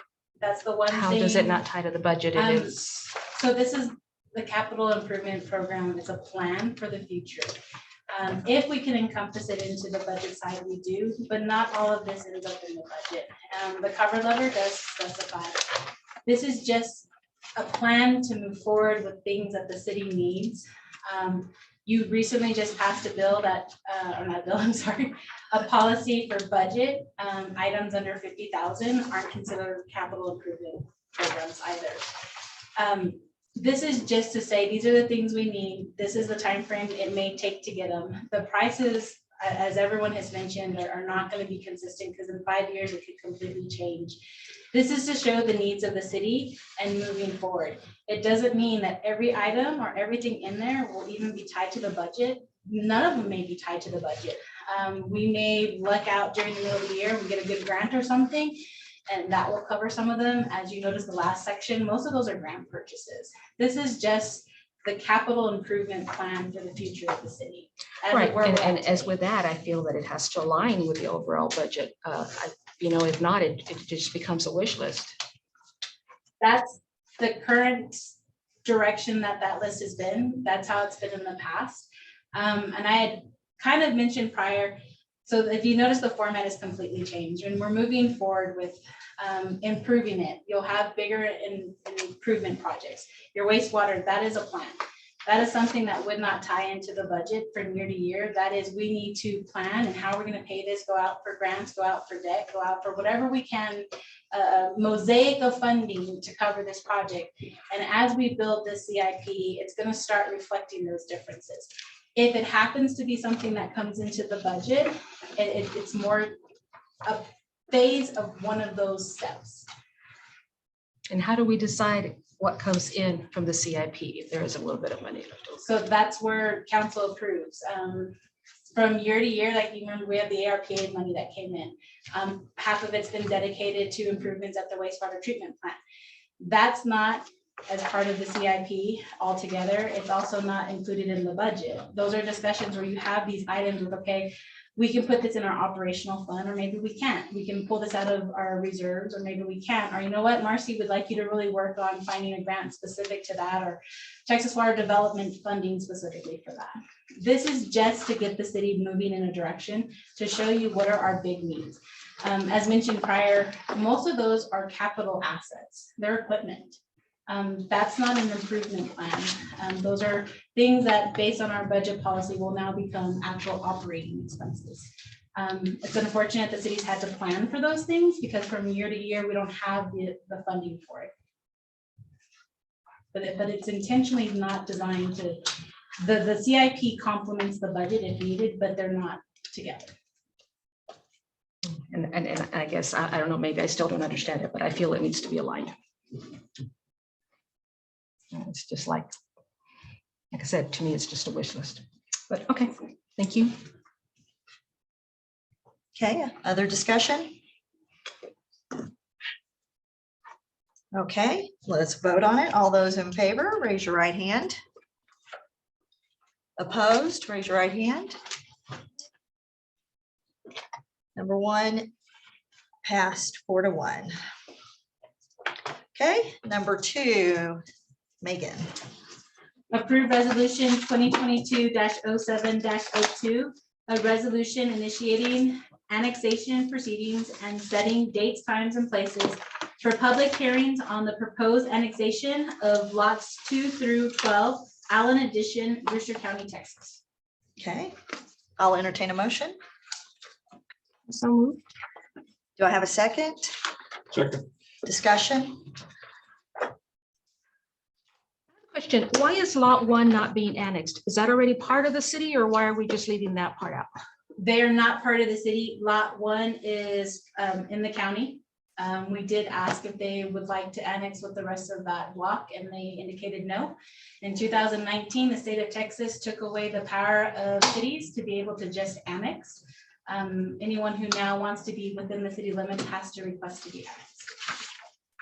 And I assume that the gas, water, and wastewater connections will be paid by the owner? They're actually already on that lot. So there's already, the services are already there. And they paid for those? They've been, the prior they paid for owner, them. yeah. Anything else? Any other So we discussion? want to do this, so we'll get the taxes off of it, right? The benefits of I annexing. mean, they're gonna build it this- whether we do Yes. this or not. The benefits would be property tax, sales tax, and the property would actually be utilized, so we would actually get utility fees. Currently, the services are there, but we don't charge anything because they're not active. And that's a good thing. I just hate to be like, what is it? That's in Jerry's ward, Double Diamond. That we're not providing, Country Club Country Club Estates. Estates. We're not providing what we set out and said we would provide. That's my only concern, that, you know, we're annexing these people, and I know we don't have a choice, but I want to be able to keep our end of the deal. Well, the services are already there. No, but Yes, we, one of the right. services is also the roads and that type of thing. You know, I hate to wait the many years that the people at Country Club Country Estates. Club Estates waited to. Well, we're working on the road. Yeah, I'm just saying, that's a concern that, you know, we put on here that we're providing A, B, C, and D, and So the roads are we're very, very, This has paved streets on all 4 sides. of the block. everything, okay. Front of it is a highway, and it has water, sewer, and gas, and electricity already there. And there is a map in this back corner. So it's between Hallmark and Alpine. Lot 1 is the old Dr. Pepper bottling plant. It doesn't want to be annexed. The rest of it is just open land or an open lot. Okay, any other discussion? Let's vote. All in favor, raise your right hand. Opposed? Okay, unanimous. Let's move on to number 3. City manager. Approve resolution 2022-07-03, a resolution authorizing the city to participate in the Texas Mountain Trail Heritage Tourism Grant Program. I'll entertain a motion. And so move. Do I have a second? I'll second it. Discussion? Let's vote. All in favor, raise your right hand. Opposed? Okay, unanimous, approved. Let's move on to number 4, city manager. Approve resolution 2022-07-04, a resolution adopting a financial policy for the city. I'll So enter- move. Second, I'll second. okay, discussion. I have a question. The certificate of obligation, when emergency conditions require a capital improvement to be funded rapidly and cannot wait for the next bond election. Is this in short not taxation without a vote?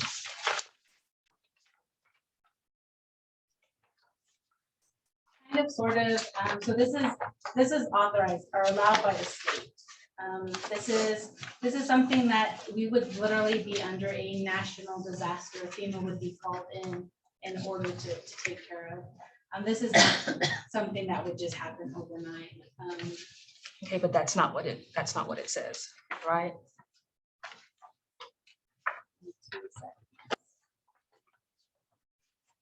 I just have concern that that whole debt section needs more examples of what the property owner and residents are, can expect.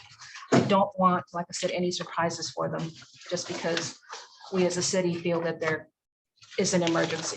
There are so many things that could be classified as an emergency. We use like the classification of an emergency added. Well, that can be different things to different people. And like I said, I just don't want it to be taxation without a vote. I want our citizens and our property owners to know what to expect.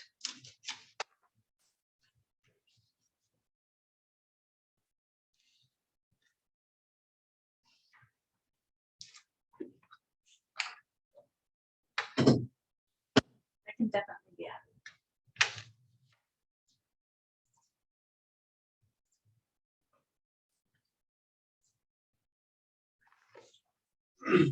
Okay, so are we amending?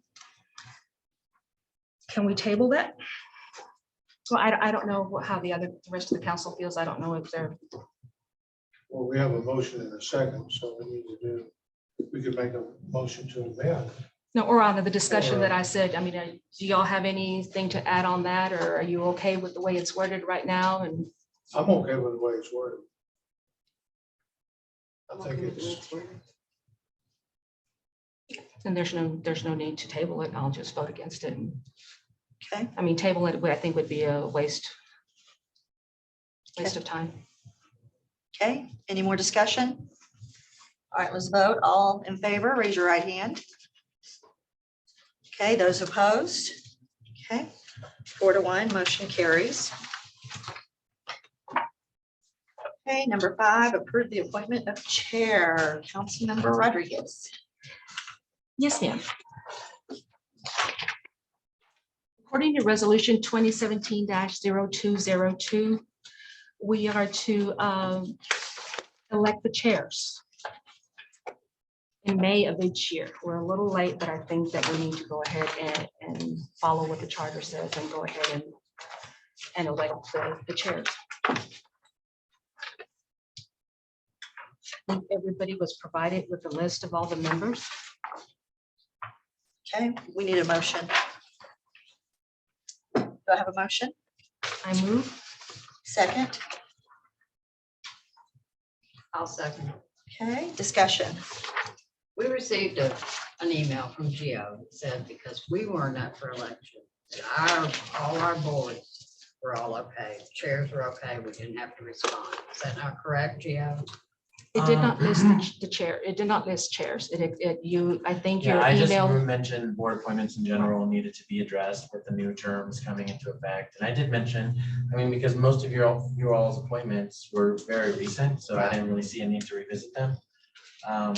But, Councilor Rodriguez did bring up resolution 2017-0202, I believe it was, that did call for the appointments each May. And it's up to the council, if they'll want to go ahead and make the reappointments or change the resolution, propose a new one. But So we currently can it make a is. motion to keep them as they are. Okay, so y'all can definitely do that, to keep the chairs as they are. There are a few, I believe, that might not have a chair. One of them doesn't have any members. Why would it have a chair? Right, beautification and environmental hasn't met, to my knowledge, in many years. Weren't we gonna pair that with something else though? At one point, Yeah. we had that discussion. One thing to keep in mind is that we are working on the boards and commissions currently. But we've been working on that. And if we're gonna go against something that needs to be done, we need to at least reappoint the current chairs. I mean, yes. y'all Is can that certainly right? Do do y'all that. agree with that? Yes, the charter does state that we do it in May. So it's a resolution that states y'all do it each May. So, you know, if the council's will to continue with that resolution, or you can even pass an updated one. You know, it's really up to you what you all want to do. I don't see a problem with leaving all the ones the way they are. All the chairs are in there, they're fine. And I don't know how to make that motion. Y'all tell me how to make it. We've already made one. So all of them currently do have a chair, except for beautification One and that has no environmental, member. has no members. Just for the record, I would suggest that we take it each board.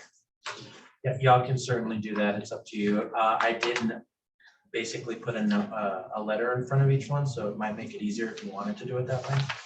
So if you wanted to do a motion on each one, you could say, you know, I move to approve so-and-so as the chair for airport advisory board. If you wanted to do, I move to appoint so-and-so's chair for 5A. Do that. What is the current motion?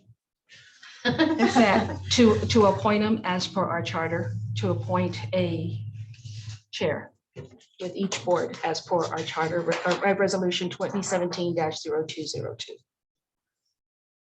Are you comfortable with the chairs that are there now? Some of the information I'd like to know is how long these chairs have been in there.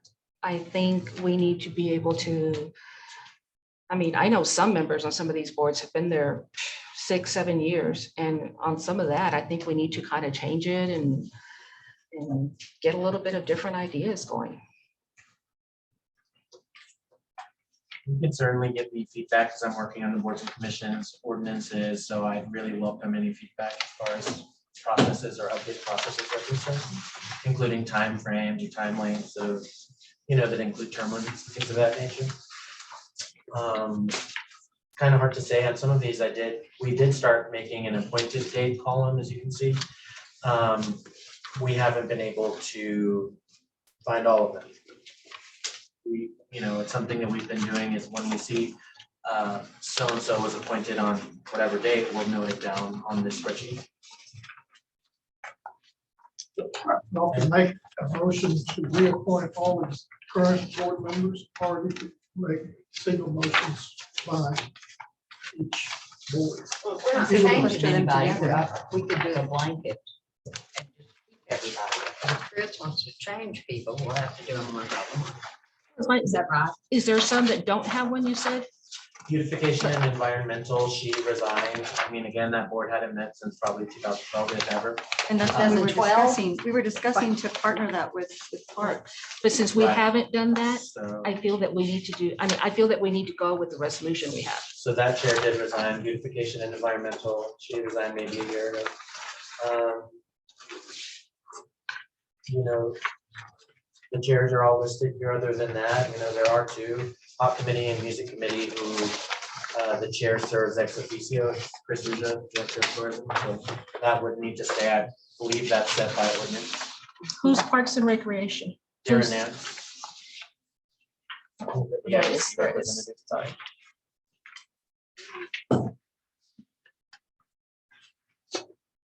On the airport advisory, is he pretty active and the chair? They haven't met me. We had 2 resignations towards the end of Mayor Ramos's term. I believe it was for health reasons, but 2 members, they were married, so they resigned. So right now on that board, They haven't been able to get one. James Blair and Isabel Blair, you could basically mark those out. When you're meeting, he's pretty active and it's there too. Okay.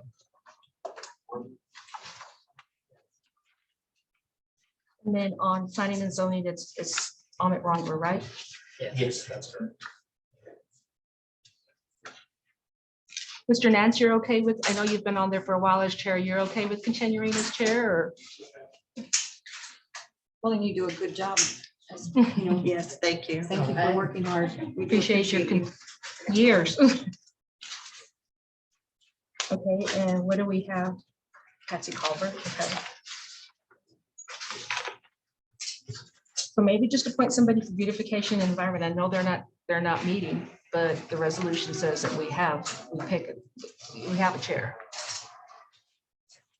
What if they don't want to be the chair? I mean, you know, that's some good thing. I mean, at that point, I don't think it matters who we get, but we don't get to pick and choose which resolutions we want to follow and which we don't. So how do we pick a Well, the chair? Do we council ask for could- volunteers? They could just pass a new resolution. If you want. We could just not appoint anybody to that one. Yeah. So And we're okay when the resolution says that we are to appoint every May? Yes, but if you choose not to appoint somebody, that's taking action on what's there. Okay. Then why don't we just go ahead Appointing and no one is the same as appointing someone, at least you're taking action. It then, doesn't seem so let's just do worthwhile to appoint a chairman to a committee that can't meet because it doesn't have a quorum, because it doesn't have enough. Maybe if they don't want to be there. So let's just do that, like Judy said, just leave them alone, but let's go ahead and get back. It's somewhere along the line, it got lost on how we're supposed to be redoing all this. Can we get that back on one of our agendas pretty soon and get to work on getting this cleaned up? And So I have been working on a handbook, and I have full intentions of presenting an ordinance to you all, but it is a lot of work. There's a lot of areas that need to be repealed and then a uniform section be created. But yeah, I mean, I can definitely get it back. And to that's you. your board stuff. That's all this Yes, stuff we and it's discussed all this Jerry time. and Judy did provide a lot of feedback on that one. Used it, and if y'all have any feedback in the meantime, please, provide it to me so I can get something presented to you. So we're pulling all of the board and commission from all of the different chapters within our code of ordinances. So where you have all the different sections with parks, you have the transportation, you have the hot, instead of them all being spread out through all the code of ordinances, we're pulling them all into a new chapter, which we're allowed to do, that specifically addresses all of the boards and commissions and outlines the requirements, kind of an understanding of what the roles are. And then it's all in one. Instead of, you don't have to search. You go to chapter 16, you pull it up, and you know everything about boards and commissions. Boards and commissions would then follow through with their designated chapters, like parks or airport. And that would be additional guidance as far as what the city has established for their rules and regulations within that. So it's just like he said, it's going through and literally striking out everything, moving it, rewriting it. It will be multiple drafts because not everyone was on the same page or place with, okay, how many members do we have? Do they represent wards? Do they represent the city as a whole? Do they have to be residents? So we're kind of taking all of the information and feedback that you guys have given and trying to consolidate it, put it in one, and then let you guys go through and basically tear it up and say, well, no, let's talk about this. And also with the combination of those, the parks and the beautification, we're also doing that because we had discussed that prior. Yes, because the transportation committee, the beautification committee, we did look at the music advisory, that does have to be kept separate and be joined, Remember we keep talked that about all title that. with the state. So it's doing a little bit of those researches as well. It's like, okay, what we can't do without losing specific titles for the city. We went out for the music advisory so that the city could be kind of, music advisory, friendly music city, something like that. So. Okay, so just to recap, you said that beautification and environmental can be merged with parks and recreation. Yes. And that's what he's working on. And again, please, any feedback is welcome because I've had, I did get some from Counselor Stokes and Counselor Johnson, but if you have any ideas, it'd be great. Now would be the time where I can add them in and change things. Okay. Okay.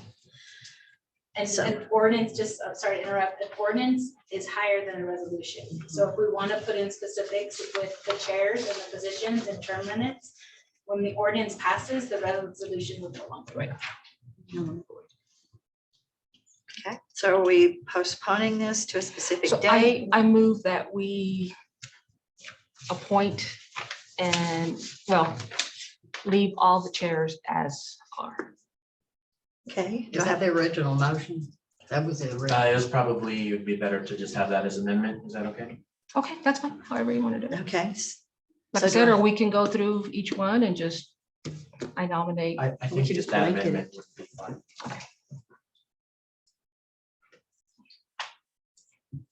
So essentially, we would just go through and vote on that amendment and then the original motion. Okay, all right. So do I have a motion? What, do I need a Motion, second? I'll second You it. did, please. Okay, need a second it. Okay. Any more discussion? Okay, let's vote. All in favor, raise your right hand. Okay, unanimous. All right, so it's approved. That's the amendment. What Yeah. about the Right, oh, the original? original motion, yes. Okay, do I have? Thank you. I know, I do too. It's confusing. All right, do I have a motion? Yeah. You have a motion and you have a second. Okay, do I have a second? You have one of We those. already too. have All right, discussion? Just the motion as amended. Okay, motion is amended. All right, let's vote. Raise your right hand if you approve. All right, good. Motion passes. Whew. Okay, number 6, city manager. Approve the recommendation of the city manager to hire Alicia Salinas as the director of finance. Okay, do I have a motion? I move. Do I have a second? I second it. Discussion? Miss Salinas is here. She did drive in. Oh, good. So if you had any questions, we had 4 applications. 2 didn't meet the minimum requirements. 1 withdrew after he found out the starting. And then we had a couple others inquire but never followed through with application process. Ms. Salinas, we did interview. I brought in multiple people. She feels like a really good fit for the city. She brings a breath of fresh air, something new. It would be a little stress-free. She didn't run away. What is the proposed salary? The starting salary is 70,000. 70? Can I address some questions? May I ask why you're interested in leaving your current position? Come on up to the podium, please. Thank you. Go ahead and introduce yourself. Mayor Eves, city council members, city manager Megan, and city attorney, staff, and honored guests. I'm Alicia Salinas. I have been with my employer for 12 years. I love my job. I have a wonderful relationship where I work with all the staff there. I am ready for a new challenge.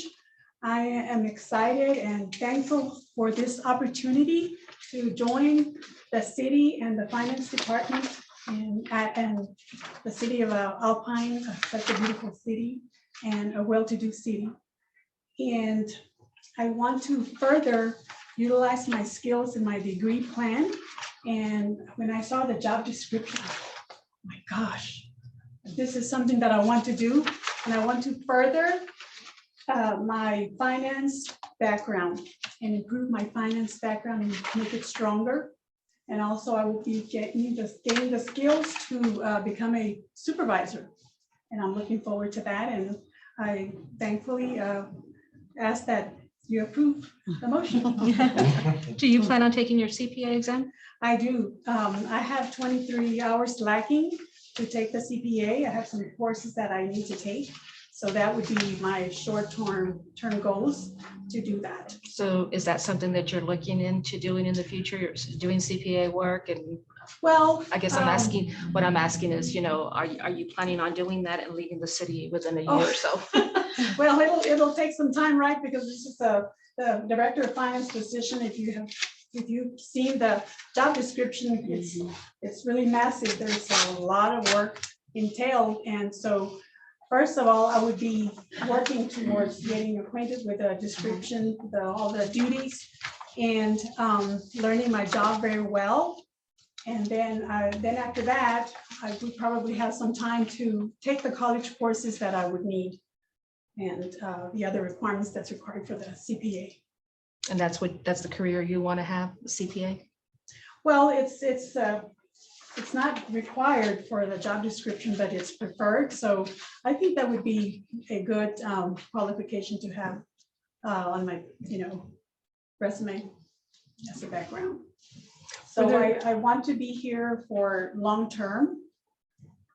You plan on moving to Alpine? that would be, that wouldn't be. That's what we hope. Yes, You're working with Shelley over there? yes, yes. I would entertain that idea. If the circumstances, are right, I wouldn't mind. I've lived in other small cities in the past. I lived in La Junta, Colorado, and Stanford, Texas, and Pearsall, Texas. And I know Never we've in got my lots of wildest- people. We have lots of people lots that of live here and they go there. And Oh. you burn out real quick with that hour drive. Mhm, So we don't want you to burn out. We want you happy and fresh. correct. And Every morning. never in my wildest dreams would I have thought that I would come to work in Alpine, and that's very refreshing. Megan, were references provided in chat? Yes. We contacted all of her references, both professional And you were happy with? Yes. Any more discussion? Let's vote. All in favor, raise your right hand. Okay, unanimous. Welcome. Yay. Yeah. All right, and last but not least, number 7, city manager. Approve the municipal judge contract. I move that we approve the municipal judge contract. Do I have a second? Second. Discussion? It says here that it was provided by Judge Valenzuela. Rod, have you had a chance to look at it? It's the same as we had before, isn't it, Megan? Almost. It's a combination of the one we had for Judge Cole and the one we had for Ms. Wilson. He kind of took a little bit from both. He did add a couple sections in regarding the magistration. An additional fee there if they're not prepared to magistrate. And then some clarification in regards to the availability of magistration. So we would require that he do it at the county jail or at the Alpine Police Department. And then continuing with the video magistrate, if he's not available in Alpine, he'd like to be able to utilize that source. The city does have it and we've had it for the past week. The contract is valued at minimum 38,000. Is there a reason why our contracts aren't going through our city attorney? I didn't- And I didn't see it before. No, I just want to know why. I mean, everybody knows there's no love lost between Rod and I, but I do have respect the fact that he is our city attorney and our contracts seem to be coming from. We sent him a packet along with you all, and the contract was included in the packet. So, anyway. We can send them to him prior, that's not a problem. We honestly just didn't think about it, kind of followed the. We're same- trying to rush it to get approved to get the judgment. He's already working. And I understand that, but I just feel like he should get, I mean, that's what he's getting paid for, to be the city attorney. And we can send them to him, that's not a problem. Well, like you said, it's a done deal. Council has to approve it, so if you want to push it till the next meeting so that he can review it further. No, he that's- says he's fine with it. It's the same as the other one, so it's fine. Any more discussion? All right, let's vote. All in favor, raise your right hand. Okay, unanimous. All right, so that was approved. All right, council member comments. He's got a list. One, I'd like to thank Gina, Andrew, Abel, Keith for standing up here, giving good reports. It's good. I'm sure it's stressful for y'all not able, but it helps us. It helps us to hear what you're doing. Like this ladder truck. I remember the ladder truck was a big deal when we got it. He said immediately, it's not gonna make it very long. How long did it take? So there you go. Number 2, a noise ordinance. Thanks for writing people tickets, but it wasn't those kids by my house, but whatever. But we need to work on a noise ordinance. I don't know who does that, Geo, but let's work on a noise Actually, ordinance. We had one on the table that was. We actually already have a little. That's good. We Good, need good, one. because there's quite a few residents, and some of them were here this evening Yes. wanting to Yes. hear us talk about that. And that's good. I'd like to thank the mayor for letting us know what these people are telling you at these meetings. Yes. we can't act on something if we don't know what they're saying. And of course, we were pretty all sure without even hearing you what they were probably Right. talking about. At the county, they were talking about buying parts for supplies at a wholesale level for the jail. I didn't know whether any of our guys could do stuff like that. I don't know. Well, purchasing, yes. That's good. Let me finish reading. Mayor, blah, blah, blah, blah. I will not be here the 7th. Well, I'll give you all this. That's it. Big shout out to Chris and Heather. I think all those awards that we got is a good sign of all the awesome work that they're doing for Alpine. Congratulations to everybody. To Dr. Hernandez, I do appreciate him being here. And I am so glad to hear of his desire to take an active role with the city. Saros is very important to the city of Alpine.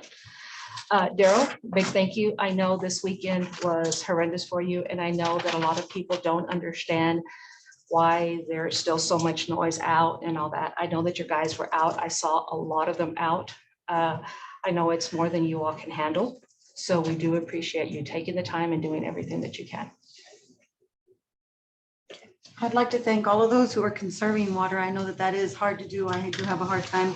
But I do know that like when I travel down south and my friend that lives off the grid, you know, we do conserve a lot of water down south. And so I hope that everybody continues to do that. And I'd like to thank your officers for patrolling, you know, the fireworks. My dog ended up at Darren Nance's house and he brought Pepper back home, thank goodness, but he was afraid of the fireworks that were, and I did see your fellows patrolling. And then I'd also like to thank the volunteer fire department. I know y'all work very hard. The parade was great. Y'all did a great job. And I know y'all are really, really busy. And I just want to say we do appreciate you and we're glad to see your faces here. It's good to see you. Thank you to the fire department for all the work you all do. And Chief, good job. I'd just like to thank all the city staff for the things they do to make Alpine a great place to work, play, and retire. Amen. All right, and so I had written down the same thing. Thank you to the fire department. Thank you, Daryl, for everything that you do and your guys do. We greatly appreciate it. It's not an easy job. And then I also had written down to thank Chris and Heather once again for nominating us for those awards and for everybody involved in making us a huge success. And then also Keith and Abel, Gina, and Andrew for coming up and updating us and keeping us informed.